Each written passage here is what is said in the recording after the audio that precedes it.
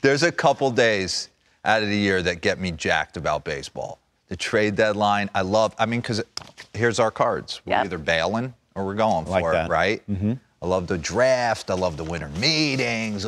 So in a normal world, today we'd be wondering, man. Now it's August 31st. Yeah. Real quick, do you think we're going to see anything? I do. Yeah. I do. As long as, hopefully, I think everybody's focus is on how we're going to get the season done in the right way and keep everybody healthy. I think once we figure that out, I know Lindor's probably staying. If Bieber's going to throw like that, yeah, he's got to stay. We got a chance to win the whole thing. So I was sitting there last night, and I was like, some of the great trade deadline moves of all time. And I'm like, no, that's too much. We started this show in 2015. Mm-hmm.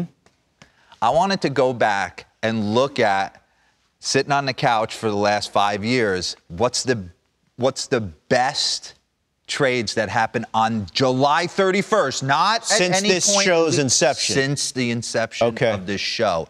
And we should. What do you got? Well, I got to play an amazing front end, the D list. The D list. Roll it. Oh no.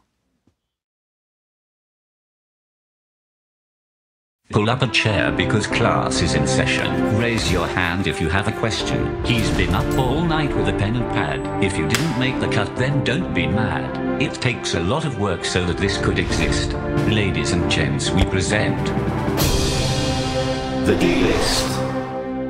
Hey, the season froze and so did the front end, but we grabbed it late. Okay, let's lock in July 31st, 2015. Yoenis Cespedes goes from the Tigers to the New York Mets. We were all there. Kleinberg, you remember this when they set the world on fire with Matt Harvey and Cespedes. How about the next year? Right at the deadline. How great. And Terry Francona reintroduced us to how you use a shiny new weapon. Wow. He was bringing him in the fourth in the playoffs. It was crazy. Clint Frazier, Justice Sheffield, who, by the way, Clint Frazier needs to be playing somewhere. How about this one, July 31st, Yu Darvish, 2017, and we're saying, uh-oh, pack a lunch. With Clayton Kershaw, Yu Darvish on top of his game, going to L.A., not to be the case. We all saw what happened in Game 7.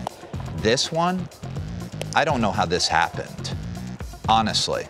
I want to be in the room. Who signed off on this one?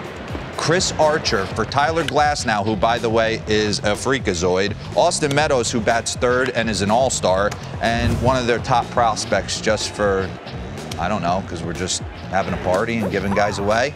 How about Zach Greinke last year, July 31st, 2019? We were all sitting here, right?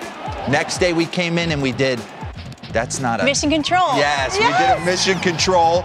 They end up getting to the postseason, and he pitched well. So there was a couple others, but since the inception of the show, those are the 5 that kind of, on this date, really stood out to me. Right before the Cespedes, it was the year before, 2014, Lester for Cespedes.